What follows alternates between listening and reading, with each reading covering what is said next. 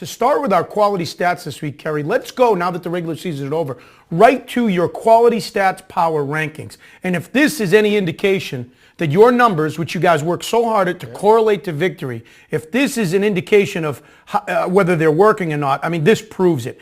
The top 9 of the 12 playoff teams, the top 9 in your quality stats power rankings are all playoff teams. In fact, 11 of the top 14, and these are all the rankings where they rank in your quality stats, are all playoff teams. Only Denver, who by numbers should be nowhere near the playoffs. They've been an anomaly all year long, haven't they, with the way the quarterbacks play, Tim Tebow. They've really been an anomalous team. And, of course, 8-8, they were a weird playoff team. Now with the new playoff structure the last 10 years, you have these 8-8 teams win divisions. But, yeah, you can kind of see every team breaks down through our numbers. Actually, this year, it's not, the quality stats power rankings don't look as effective as they've often been. Houston is still number 1, which tells you how good they were when they had Matt Schaub at quarterback, because that defense has been stout all year. They were reduced to their 4th-string quarterback. Still a statistically powerful team. I don't know if they are the number 1 team, though. The last 2 years since we've been doing this, the Saints were number 1 in 2009. They won the Super Bowl. The Packers, despite their 10-6 record, were number 1 in our quality stats power rankings last year.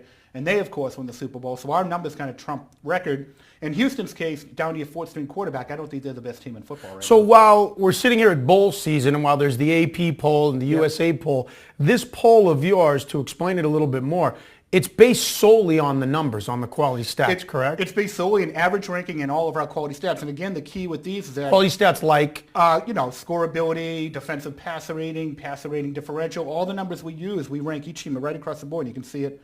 I think viewers can see it on the screen in each of our indicators. And the number 1 team is the team with the highest average ranking. And the other thing that's interesting, no real dominant team this year. I mean, looking at the numbers, Houston with an average of 6.5. In past years, you've had great teams might have averaged 3 or 4 across the board in those numbers. Let's leave that up for a second. What's the 6.5? What's the 7.15? That's their average rank among 32 teams in every single one of our indicators. I see. So, and if you go down, by the way, you go to the bottom of the list, Tampa Bay, St. Louis, Indianapolis, all at the bottom. The numbers work because we're looking at numbers that win and lose games. We're not looking at meaningless indicators that have no bearing on who wins or loses a football game. So when we look towards the bottom of this, you see right there 19, 20, and 21, San Diego, Oakland, and Kansas City. And you see Denver at 27. Again, 11 of the playoff teams are all in the top 14. Denver is at 27. What I find interesting is that the other 3 teams in their division are all ranked considerably higher than them. What does that tell us about that division? The division's not good, but I think, and this is kind of what made Tim Tebow such a big story this year, this team has no business being in the playoffs.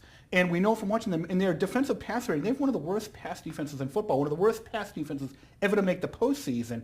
And I think, pro Tebow people will say, well, look, he was able to overcome that really bad defense with a team that was 1-4 when he took over. And, of course, people who don't like Tebow will say he can't pass the football, and the passing numbers are no good. So I don't think Denver's long for the postseason, but, hosting at home a wounded Pittsburgh team, maybe they have a shot, but definitely not long for the postseason. The quality stats power rankings rank all the teams in the NFL. Take a look at it on Cold Hard Football Facts. You can see individually, and Kerry and the boys make it easy for you. Do you have any women over there? On the crew, but not writing. Not yet. Kerry and the folks, to be politically correct. Kerry and the trolls, the self-proclaimed trolls over at Cold Hard Football Facts, make it easy for you to click on each individual stat. That is our quality stats for this week.